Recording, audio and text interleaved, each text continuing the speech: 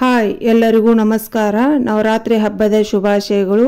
ಇಂದು ನವರಾತ್ರಿ ಹಬ್ಬದ ಮೊದಲನೇ ದಿನ ಶೈಲಪುತ್ರಿ ಪೂಜೆ ಇರ್ತೈತಿ.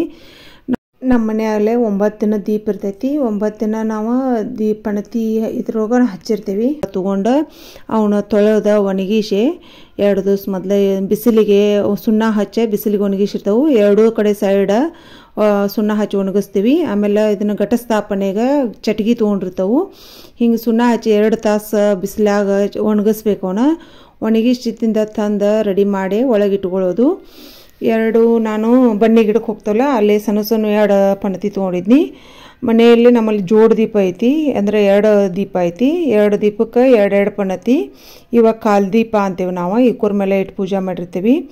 ಒಂದು ನಮ್ಮ ಮನೆ ದೇವರ ಹಟ್ಟಿ ಉಳಿ ಇರೋಣ ಅಲ್ಲಿ ದೀಪ ಕೊಡ್ತೀವಿ. ಹೀಗಾಗಿ ಅವನ್ನೆಲ್ಲ ಹಿಂದಿನ ದಿನ ರೆಡಿ ಮಾಡಿಟ್ಕೊಂಡು ಬೆಳಗ್ಗೆ ಎದ್ದ ಲಘು ಎದ್ದ ಬನ್ನಿ ಗಿಡ ಪೂಜೆ ಮಾಡಾಕಂದ್ರೆ ನಮ್ಮಲ್ಲಿ ದೇವರ ಗುಡಿಯಾಗನ ಐತಿ, ದ್ಯಾಮಮ್ಮನ ಗುಡಿಯಾಗ. ಅಲ್ಲಿ ಹೋಗಿ ಬನ್ನಿ ಗಿಡ ಪೂಜೆ ಮಾಡಿ ಬಂದ ದ್ಯಾಮಮ್ಮ ಬಸವಣ್ಣ 3 ದೇವರಿಗೆ ಹೋಗಿ ಅಲ್ಲಿ ದೀಪ ಹಚ್ಚಿ ನಮಸ್ಕಾರ ಮಾಡಿ ಬಂದ ಜಗಲಿ ಮೇಲೆಲ್ಲ ಪೂಜೆ ಮಾಡಿದ್ವು.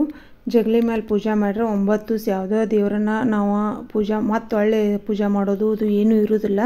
ಬರೀ ಹೂ ತೆಗೆದು ಹೂ ಇರಿಸೋದು ಅಷ್ಟೇ ಇರ್ತೈತಿ. ನಮ್ಮ ಮನೆಯ ಪದ್ಧತಿ ಇದೆ.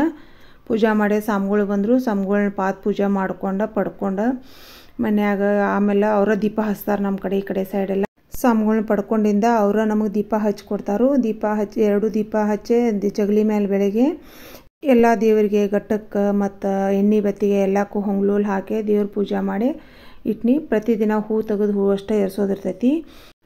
ಮೊದಲನೇ ದಿನ ಹಳದಿ ಸೀರೆ ಇತ್ತು. ಅದನ್ನು ಆಮೇಲೆ ನೈವೇದ್ಯಕ್ಕೆ ಅನ್ನ ಬದ್ನಿಕಾಯಿ ಪಲ್ಯ ಸಜ್ಜಕ ಮಾಡಿದ್ನಿ. ನಾನು ಎಲ್ಲ ವಿಡಿಯೋಗಳನ್ನ ಎಲ್ಲರೂ ನೋಡಾತೀರಿ.